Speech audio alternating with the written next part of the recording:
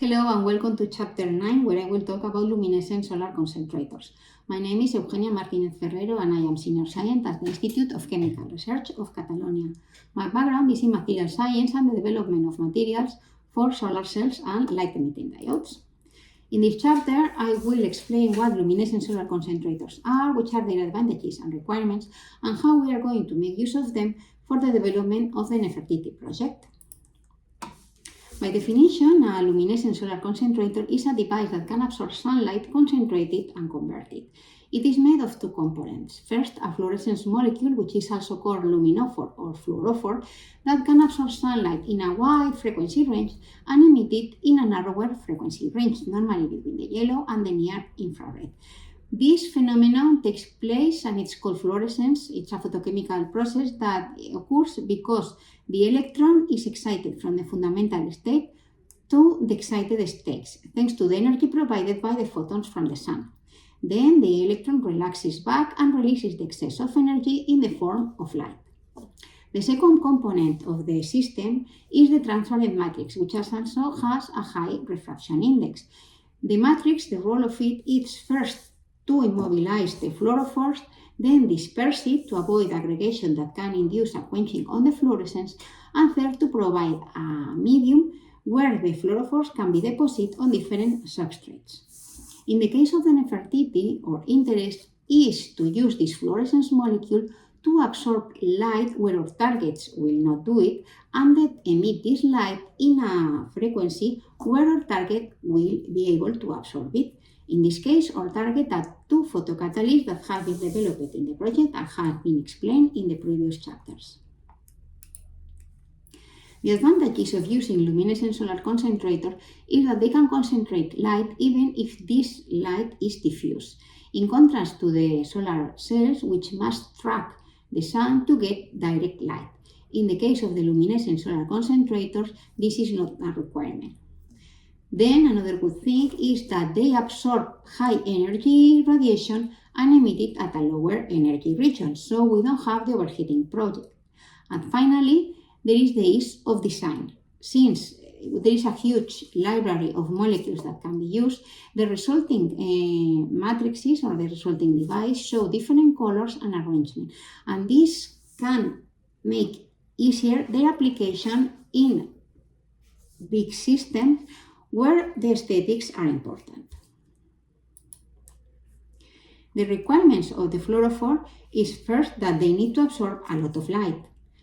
Second is that they need to emit a lot of light as well. But this light emission needs to match the optical properties of our target. Then we need also to minimize the Stokes shifts of the molecules. The Stokes shift is the difference between the absorption maximum and the emission maximum of the molecule. It is related to the energy losses during this emission process. So when the Stokes shift is small, it means that the energy lost is also small.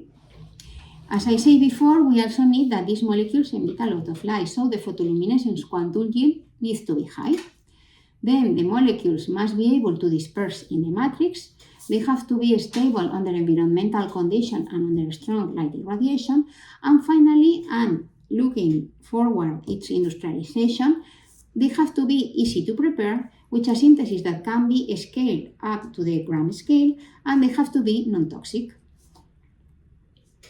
Regarding the requirements of the matrix, first, it has to be able to disperse the fluorophore.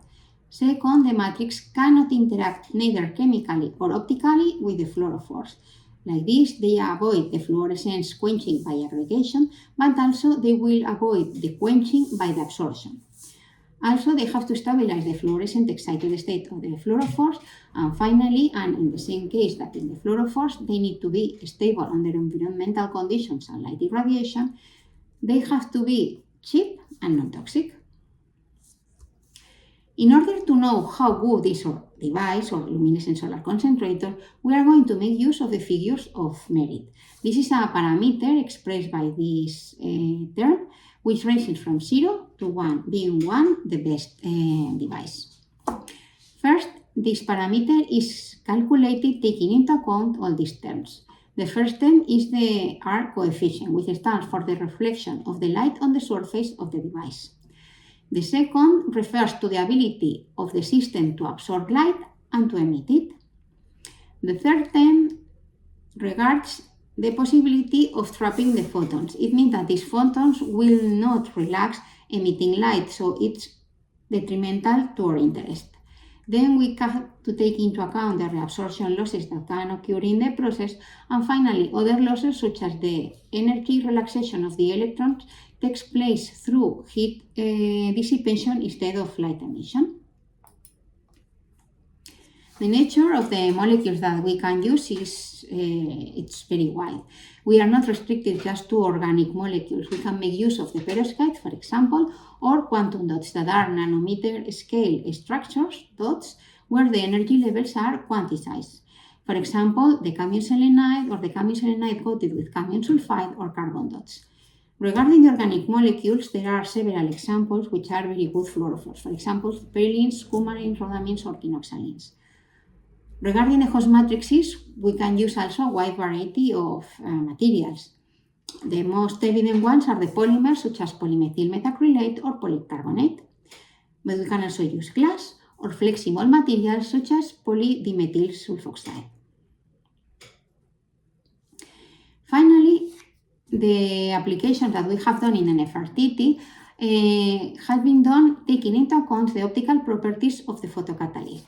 Here you have the two targets as Hamid describes in previous chapters.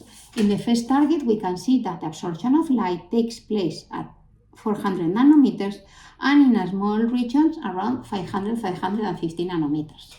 In the second case, the light absorption begins at 350 nanometers and extends up to 550 nanometers. So we are losing a lot of sunlight here in this region. So the reasons to select these two molecules with our quinoxalin base is that first they show a very strong absorption at 300 nanometers and then a second peak at 400 nanometers. This can complement the absorption of light made by our photocatalyst. Then they also show a strong emission, meaning that they will profit this light that has not been absorbed by the photocatalyst and they will re-emit it in a region where the photocatalysts are active. So we are providing more light in addition to the light that the photocatalyst can directly absorb. So I invite you to follow other chapters to see which has been the outcome of this application in NFRTT, and I would like to thank you all for your attention.